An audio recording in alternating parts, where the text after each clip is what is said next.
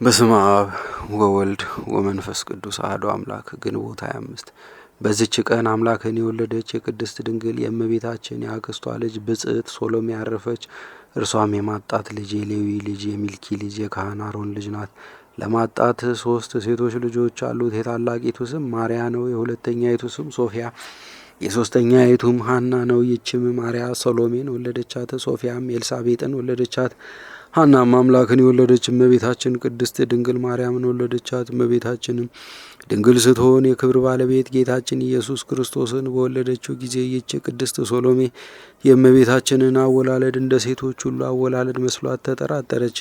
ከዚህም በኋላ የድንግል እመቤታችንን ገላዋን ዳሰሰቻት። ያን ጊዜ እጇ ተቃጠለ።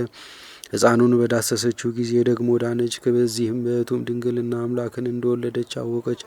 ከተረገመ ሄሮድስ ፊት እመቤታችን በሸሸች ጊዜ ከዮሴፍ ጋር በመሆን አብራ በመሰደድ የእመቤታችንን ድካሟን ተካፍላ አገለገለቻት። ከስደት እስከ ተመለሱ ድረስ ሕፃኑን ታዝለዋለች። የምታጥብበትም ጊዜ አለ። መድኃኒታችን ሰው በሆነበት ወራት ሁሉ አልተለየችም። በመከራውም ቀን ከእመቤታችን ጋር ከከበሩ ሁሉ ሴቶች በትምህርቱ ወራት ከተከተሉት ጋር እያለቀሰች ነበረች። በተነሳባት ዕለት ወደ መቃብር ገስግሳ ከሐዋርያት ቀድማ ያየች ናት። በአምሳኛውም ቀን መንፈስ ቅዱስ በወረደ ጊዜ ከባልንጀሮቿ የከበሩ ሴቶች ጋር ሰማያዊ ሀብትን ተቀብላ በክብር ባለቤት መድኃኒታችን ስም ሰበከች፣ ብዙዎችንም አሳመነች። ከአይሁድም ብዙ ስድብና ሽሙጥ አገኛት። ከዚያም አረፈች። ለእግዚአብሔር ምስጋና ይሁን፣ እኛንም በጸሎቷ ይማረን፣ በረከቷም ከሁላችን ጋር ይሁን ለዘላለሙም አሜን። በዚህችም ቀን ከእንዴናው አገር የከበረ ኮጦሎስ በሰማዕትነት አረፈ። የዚህም ቅዱስ እናትና አባቱ እግዚአብሔርን የሚፈሩ ናቸው። አባቱም የእንዴናው ገዥ መኮንን ነው። ልጅ አልነበረውም። ይህን ቅዱስ ልጅ እስከሰጠው ድረስ ጌታችንን አዘውትሮ ይለምነው ነበር። የቤተ ክርስቲያንንም መጻሕፍት አስተማረው። ከታናሽነቱ ጀምሮ ንጹሕ ሆነ። ለራሱም ስርዓት በመስራት በቀን 100 እንዲሁም በሌሊትም 100 ጸሎታትን ይጸልያል። ጥቂት ባደገ ጊዜም ወላጆቹ ሊያጋቡት ፈለጉ። እርሱ ግን አልፈቀደም። ነገር ግን ከእርሱ በኋላ የተወለደች ሴት ልጅ ነበረቻቸውና እርሷን ከአርያኖስ ጋር አጋቧት። አባቱም ከሞተ በኋላ ለስደተኞች የእንግዳ መቀበያ ቤት ሰርቶ ስደተኛውና እንግዳ መቀበል ጀመረ። ከዚህም በኋላ የጥበብ መጽሐፍ ተምሮ ሐኪም ሆነ። በሽተኞቹ ሁሉ ወደ እርሱ ይመጣሉ፣ እርሱም ያለ ዋጋ ይፈውሳቸዋል። ዲዮቅልጥያኖስም በካደ ጊዜ አርያኖስ ስለ ሹመቱ ከንጉሱ ጋር ተስማምቶ ሰማዕታትን የሚያሰቃያቸው ሆነ። ይህ ቅዱስም ሰማዕት ለመሆን ይተጋ ነበር። ወደ ፍርድ አደባባይም ሂዶ አርያኖስን፣ ንጉሱንም፣ አለቆችን ሁሉ ረገማቸው፣ ጣዖታቱንም ሰደበ። አርያኖስም ስለ እህቱ በእርሱ ክፉ ሊያደርግበት አልተቻለውም። ወደ እህቱ ላከው እንጂ እርሷም ከመታሰር አዳነችው። ከአርያኖስም በኋላ ሌላ መኮንን ተሾመ። የዚህ የቅዱስ ኮጦሎስን ዜና ነገሩት። ጭፍራ ልኮ ወደ እርሱ አስመጣውና በእርሱ ላይ በመቆጣት ለአማልክት ካላጠንክ፣ ይህ ካልሆነ ጽኑ ስቃይ አሰቃይሃለሁ አለው። ቅዱሱም እኔ ለረከሱ አማልክት ዕጣን አላቀርብም፣ ለክብር ባለቤት ለሕያው እግዚአብሔር ልጅ ለጌታዬ ኢየሱስ ክርስቶስ ንጹሕ መሥዋዕትን አቀርባለሁ እንጂ ብሎ መለሰለት።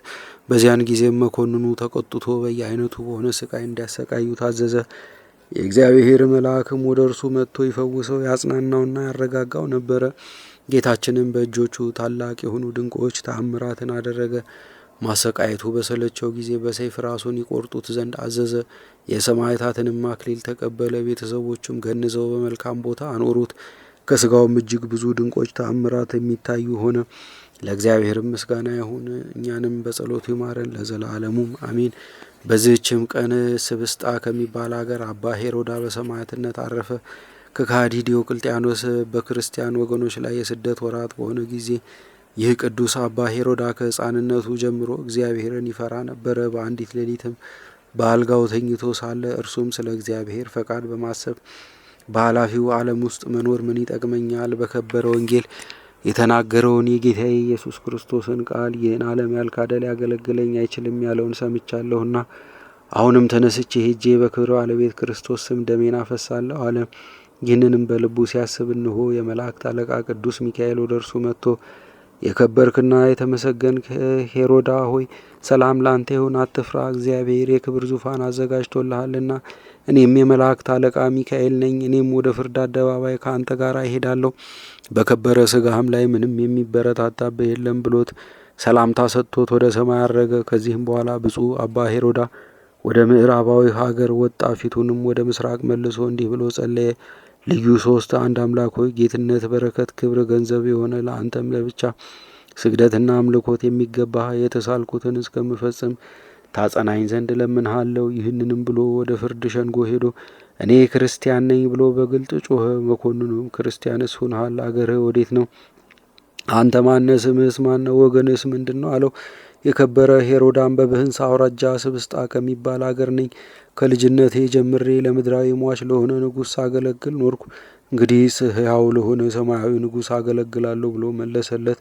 ሉኪያኖስ መኮንንም ብዙ ገንዘብ ሰጥቼ ከጭፍሮቹ ሁሉ በላይ እጅግ ከፍ ከፍ አደርግ ዘንድ ለአማልክት ለአጵሎንና ለአርዳሚስ ለመሰዋት ተዘጋጅ አለው። ቅዱሱም እንዲህ ብሎ መለሰለት። ልብ የሌለህ ደንቆሮ ሆይ እምነቱን በሰው ላይ ላደረገ ሰው ወዮለት፣ ግን እምነቱ በእግዚአብሔር ላይ የሆነ የተመሰገነ ነው የሚል በቅዱሳት መጻሕፍት ተጽፏል። እኔም ለረከሱ አማልክት አልሰዋም አለኝ።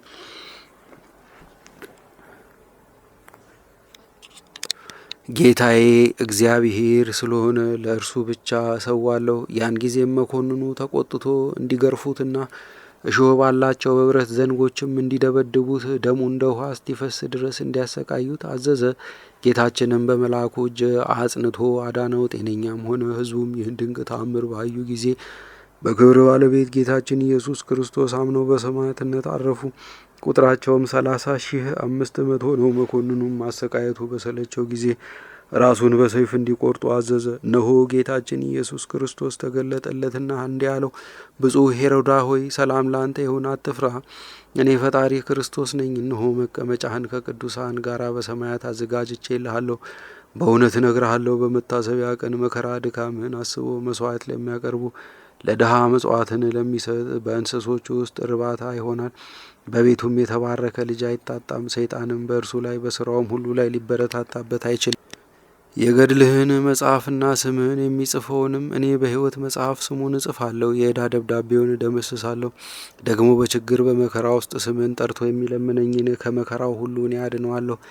መታሰቢያንም ለሚያደርግ ሁሉ በደሉን ሁሉ እተውለታለሁ። ሰላሜም ከአንተ ጋር ይሁን። ይህንንም ብሎ መድኃኒታችን ከእርሱ ዘንድ አረገ። የከበረ አባ ሄሮዳም ፍጹም ደስታን ተደሰተ። ተጋድሎንም በሚፈጽምበት ጊዜ ወዳሉት ሕዝብ ተመልሶ ከውስጣችሁ እግዚአብሔርን የሚፈራ ሰው ያለ ከሆነ ስጋዬ በጎ በረከትን እስከሚያደርግለት ድረስ ስጋዬን ወስዶ በእርሱ ዘንድ ያኑረው አላቸው። ያን ጊዜም አንገቱን ዘረጋላቸው፣ በሰይፍም ቆረጡት። የምስክርነት አክሊልንም በግንቦት ወር 25 ቀን ተቀበለ። ከ3 ወር በኋላም ዘመዶቹ መጡ፣ ስጋውንም ወሰዱ። ተሸክመውም ወደ አገሩ ስብስጣ አድርሰው ባነጹለት ቦታ አኖሩት። ከስጋውም ታላላቅ የሆኑ ድንቆች ታምራት ተገለጡ። ለድውያን ፈውስ ተገኘ። ለእግዚአብሔርም ምስጋና ይሁን። እኛንም በአባ ሄሮዳ ጸሎት ይማረን፣ በረከቱም ከእኛ ጋር ትኑር ለዘላለሙም አሜን። በዚችም ቀን የክብር ባለቤት ጌታችን የዮሴፍን በትሮች በአረንጓዴ ቦታ ላይ ተከለ። ወዲያው ዛፎች ሆኑ። ደግሞ የከበሩ በላኖስ፣ እሎንትራን፣ ራምኔሳ 150 ሰማዕታት ቆስጠንጢኖስና እናቱ ሄላም መታሰቢያቸው ነው። በረከታቸው ከእኛ ጋር ለዘላለም ትኑር አሜን።